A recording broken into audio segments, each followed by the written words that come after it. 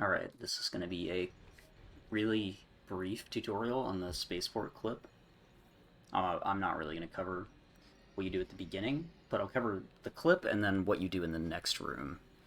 A couple things to avoid and stuff like that. So, the way that this clip works is if Obi-Wan is inside of the speeder for like a period of time, like he is now, when you push him out of the speeder, he will instead go through the wall. Um, so keeping him inside the speeder is like the most important part of it. And you can see that he gets very easily pushed out of it if I'm not head on. But when he's inside of it, it's extremely easy to get out of it. So, the one thing that I want to like make sure everyone realizes, because the clip is basically the same here, is that when you have him in the speeder, you don't want to immediately turn away from him or like push him out of the speeder. You want to keep him in there for a little bit, and then, as you can see, like if I keep him in there and then I turn, sometimes he doesn't go through, and that just happens if you turn a little bit of the wrong angle. But typically, keeping him inside of the speeder and then turning is what makes him go through the wall. And it's obviously like going to be a timing thing and something that you have to adjust to, because it's a little bit different depending on where you have him. Now, a couple important things to note are where to put him.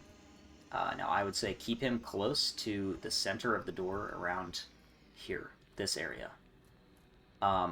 If he ever is moving, like over here, you're not going to be able to push into him, right? Because this wall is very large, and it is kind of hard to avoid.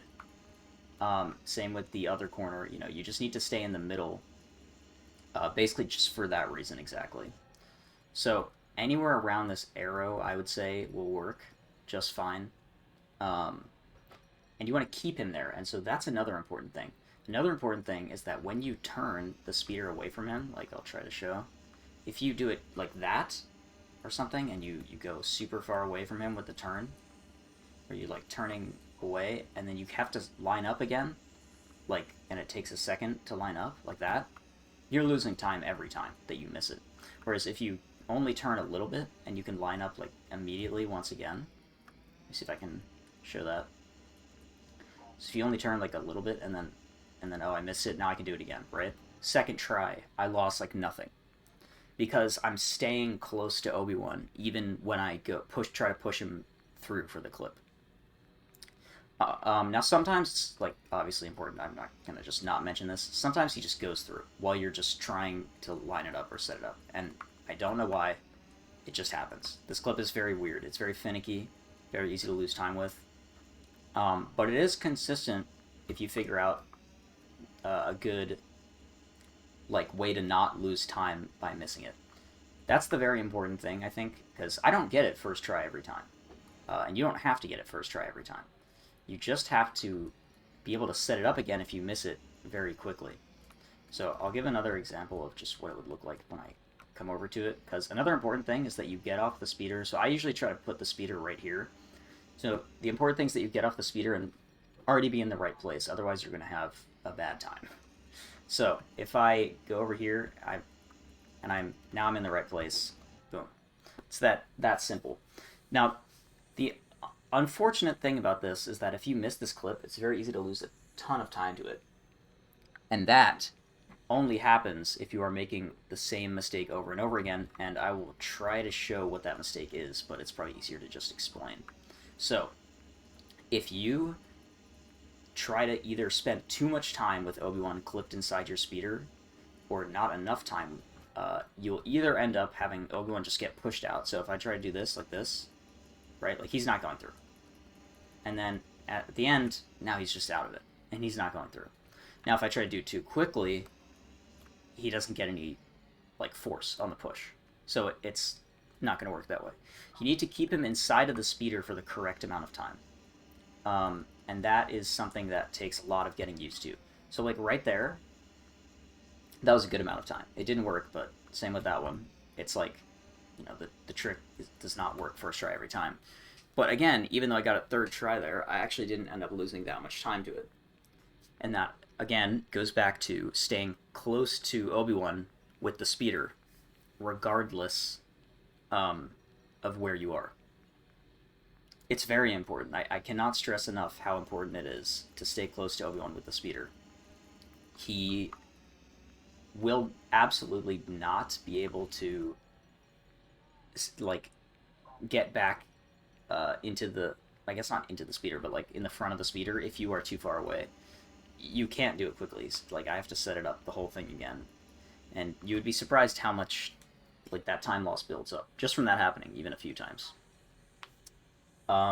One other important thing I'll go over before I go into the second room is what to do with Obi-Wan. Now, it might, you can obviously wash my hands. I pretty much just go like this. So I'm pretty much just trying to walk into the door, like parallel with the door.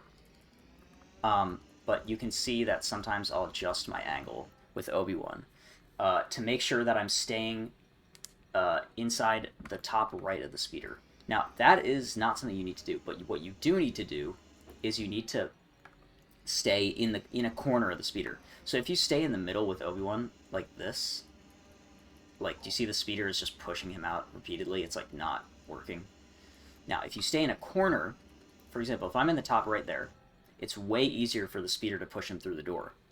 And if he's in, so for example, if I'm in the top right corner, like right here, now the easiest way for me to push him through the door is by turning right, because I have this entire front of the speeder to push him through.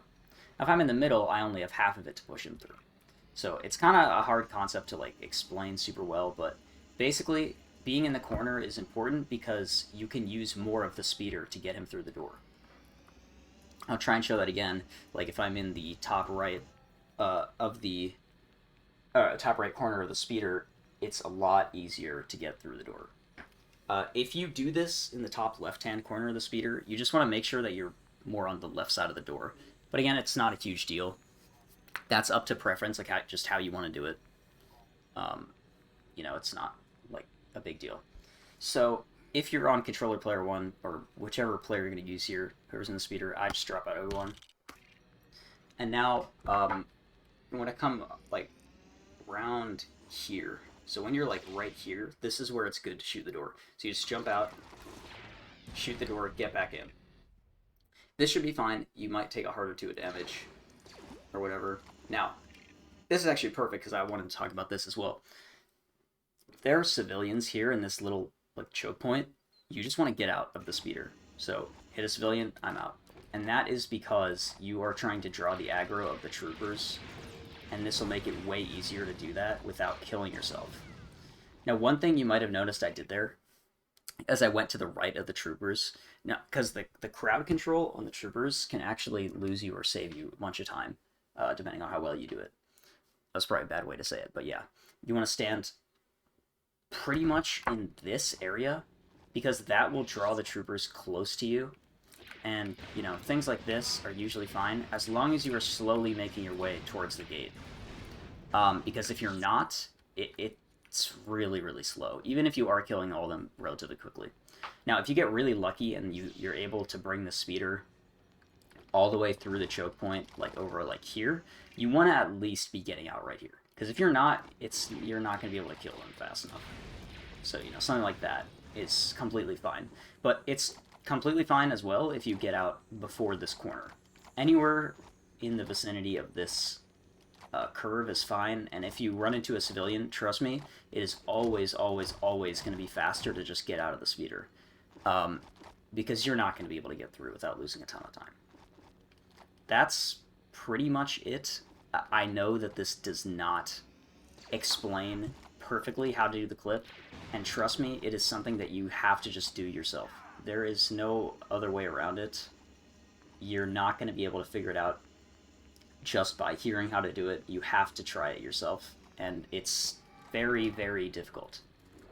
But it's consistent enough to where you can get it every time without losing time. Now, again, remember to keep him in the corner so that when you turn away, you have enough space to turn back and do it again.